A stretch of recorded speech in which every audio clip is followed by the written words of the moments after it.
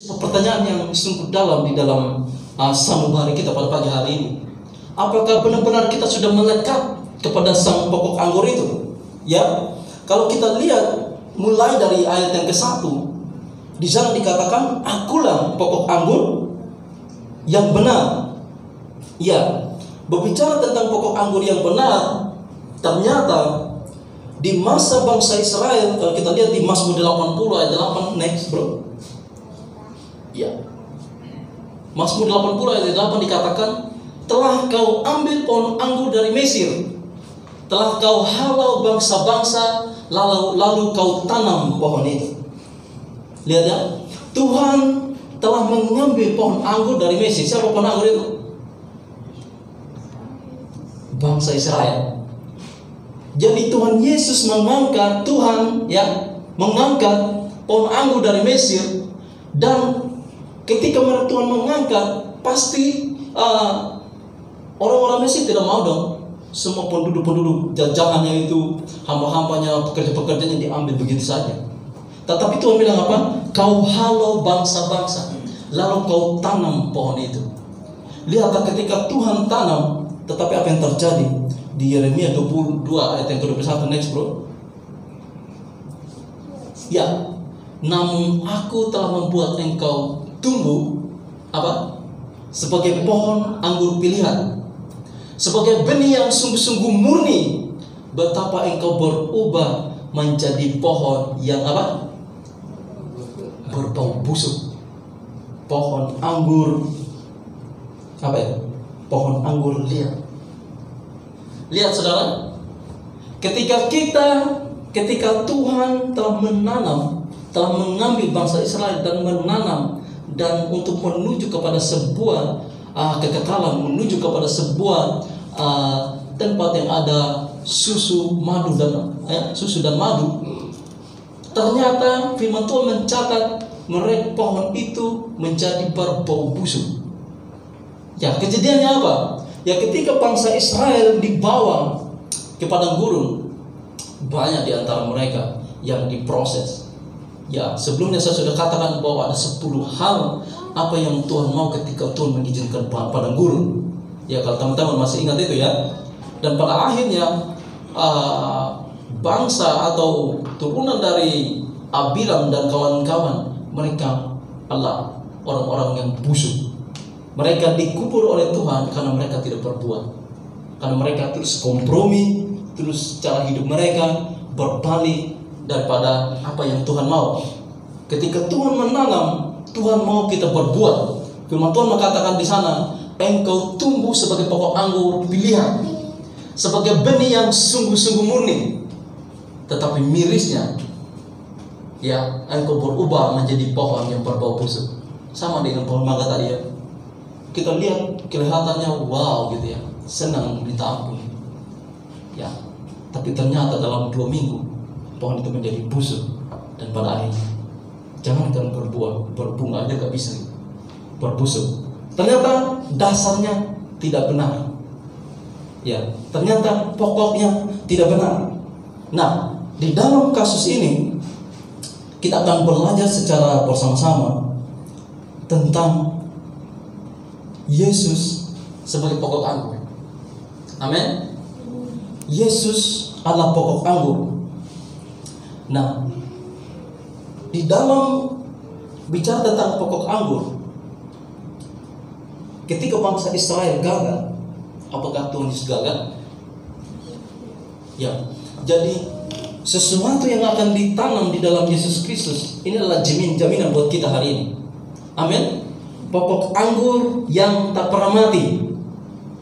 Ya, sekalipun kelihatannya mati, tetapi tetap bertunas, ya, tetap akan bangkit kembali menunjukkan bahwa dia tetap hidup. Gitu. Jadi kebenaran yang ingin kita lihat di sini bahwa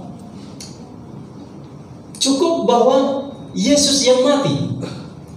Ya, cukup hanya Yesus yang ditanam di bumi ini. Amin. Jadi jangan kita yang ditanam, karena kita tidak mampu. Firman Tuhan sudah catat tadi bahwa ranting-ranting itu tidak bisa untuk berbuat tanpa pokok anggur. Nah, ini sesuatu hal yang harus kita simpan di dalam hati kita, di dalam sanubari kita, bahwa ternyata Yesus menjadi pokok anggur yang mati supaya apa? Supaya saya terhubung dan melekat dan tetap berbuah. Itu kabar baiknya bagi kita di tempat ini. Jadi ternyata ada satu sosok 2000 tahun yang lalu yang mati supaya kita hidup. Jadi jangan sampai kita mengambil posisi itu. Karena kalau kita mengambil posisi itu, kita akan mengalami namanya kebinasaan. Mengerti ya? Sampai di sini ya? Ya. Makanya itu sebabnya di Matius 6 ayat yang ketiga-tiga dikatakan, carilah dahulu kerajaan Allah dan kebenarannya. Maka apa? Semuanya akan ditambahkan kepadamu. Gitu. Jadi pernyataan ini, carilah, ada sebuah instruksi, ada sebuah perintah. Namanya sebuah perintah, tidak mungkin kita menolaknya. Ya kan ya? Ya, kalau contoh, Pak Presiden perintahkan kepada Panglima untuk pergi menyelamatkan kapal selam yang hilang. Nggak tahu, sudah ketemu belum ya? Ya, belum ketemu ya. Ya, tidak mungkin Panglima bilang, oh tidak Pak, sabar dulu, saya masih cangkul kebun ubi kayu saya sama macam. Tidak mungkin. Karena pada saat itu kamu akan dipecat jadi Panglima. Benar ya? Jadi sama juga ketika Tuhan memberikan instruksi, carilah dahulu kerajaan kebenarannya, maka itu sebuah perintah. Pada saat kita melanggarnya, pada saat yang sama juga kita mengalami kegagalan. Kita mengalami stagnasi dalam area kehidupan kita, dan kita memberhentikan pertumbuhan. Ya, sampai di sini mengerti? Ya. Ya, jadi ada beberapa hal yang ingin disampaikan di sini tentang pokok anggur itu. Yang pertama, Kristus adalah pokok anggur yang ditanam di kebun dan bukan merupakan tumbuhan liar. Amin. Jadi bukan tumbuhan liar. Dia ditanam di bumi ini sebab dia adalah firman Allah yang menjelma menjadi manusia. Ya, mengerti ya? Dia adalah pokok anggur, dia adalah tumbuhan anggur yang ditanam di bumi ini 2000 tahun yang lalu. Ya, ini kita harus mengerti dengan benar. Ya.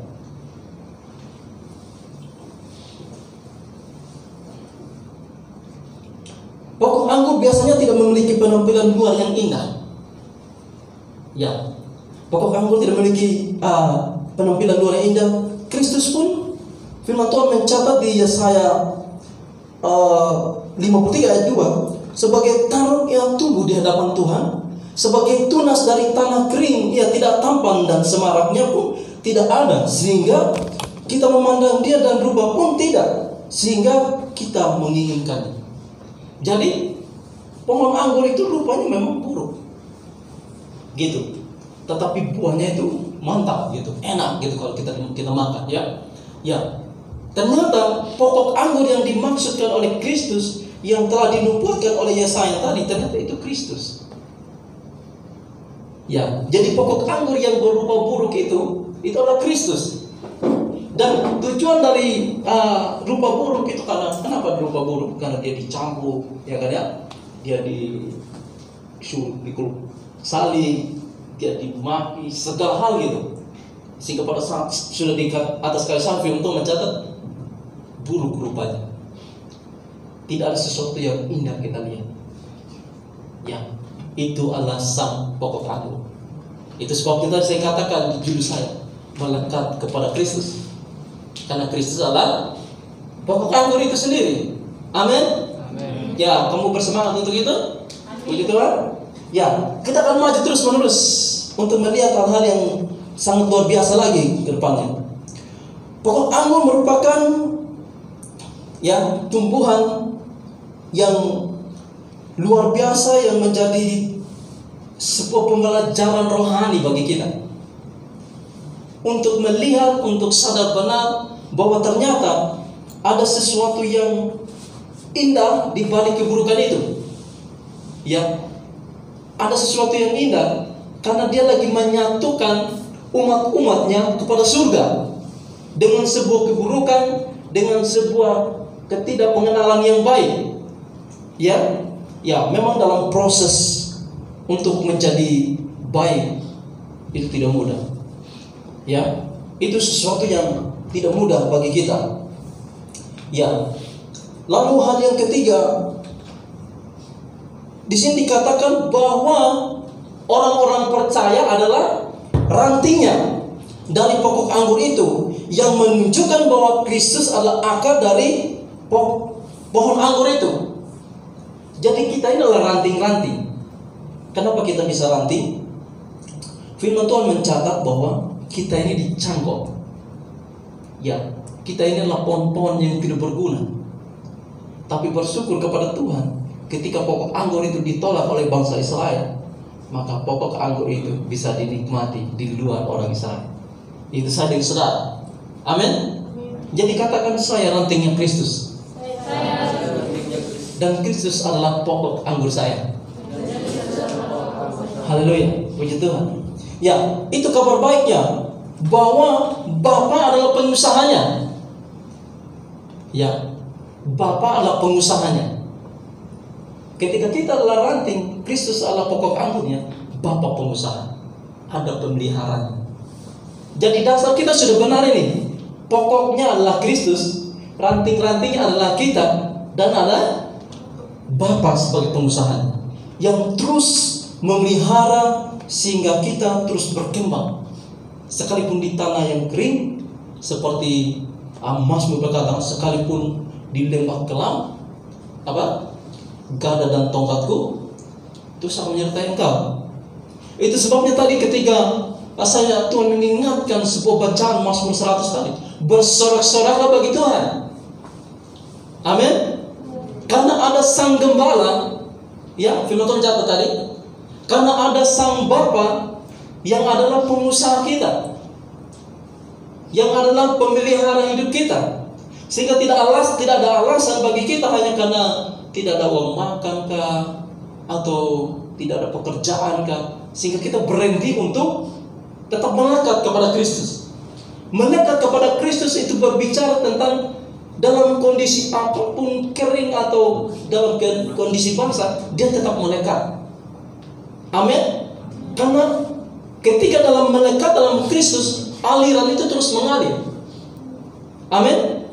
Ya, ini yang kita akan pelajari secara bersama-sama ke depannya, bahwa kebenaran yang kita lihat bahwa Kristus Bapa kita itu mau kita untuk terus melekat dengan Dia. Karena Dia sudah mati, ya, 2000 tahun yang lalu, buruk rupanya, gitu. Supaya apa? Supaya kita kelihatan indah, kelihatan cantik-cantik seperti pada pagi hari ini kita ada di tempat ini. Amin. Jangan sampai kita menjadi loyo, jangan sampai kita menjadi layu, menjadi mati, gitu ya, kayak pocong gitu ya, cuma hanya lompat-lompat gitu ya, tidak ada kehidupan dalam kehidupan ini. Nah, apalagi kita sebagai anak muda di tempat ini, gitu ya. Jadi ayo kita ekspresikan. Tidak ada yang dapat membatasi saya, tidak ada yang dapat menghentikan saya untuk memuji Tuhan. Jadi saya harus bercingkrang-cingkrang meskipun akhir bulan isi dompet tidak ada. Tapi percayalah bahwa kita lagi terkoneksi dengan surga. Amin. Itu kabar baiknya bagi kita. Percayalah bahwa ada Bapa, ada sang gembala yang menyertai kita sekalipun di lembah kegelapan. Nah, itu kebenaran yang bisa kita pelajari, yang bisa kita simpan dalam hati kita pada pagi hari ini. Melekat terus kepada Yesus Tuhan. Hal yang lain, kita akan melihat yang namanya setiap ranting. Ya, setiap ranting. Tadi kita sudah bagi ya, bahwa Kristus adalah pokok anggur, Bapa adalah pengusaha, dan kita apa? Rantingnya. Nah, sekarang kita mau pelajari bagaimana sikap sebagai seorang ranting. Bagaimana sikap sebagai ranting ini? Karena kalau sebagai pokok anggur sudah sangat jelas ya. Dia tadi buruk rupa, tidak bisa dikenal, ini katanya saya ketika dinubuatkan tentang kematiannya. Gitu ya. Semua itu tidak bisa kita lakukan. Kita tidak mampu. Gitu. Kita tidak mampu. Justru karena kita tidak mampu, maka Tuhan datang 2000 tahun yang lalu untuk berburuk rupa supaya kita dihubungkan dengan surga, supaya kita dihubungkan dengan pokok anggur itu sendiri. Nah, sekarang orientasi kita adalah belajar sebagai ranting, bagaimana kita harus berlaku, bagaimana kita harus hidup. Dan itu juga kebenaran disampaikan kepada para muridnya pada saat itu, tadi yang saya katakan di pengantar itu. Ya, sekarang kita akan lihat sebagai ranting. Sebab Tuhan Yesus, ya, kita ingat kembali ya, ketika Tuhan Yesus menginjili seorang perempuan di sumur Yakub ya, perempuan siapa namanya? Ya, yang di sumur Yakub itu. Nah, murid-muridnya mengajarkan dia, tapi dia menjawab, ya, padaku ada makanan yang tidak kamu kenal. Saat itu mereka belum mengerti. Jadi ketika Tuhan Yesus mau menginjili perempuan itu, murid-murid mengajar,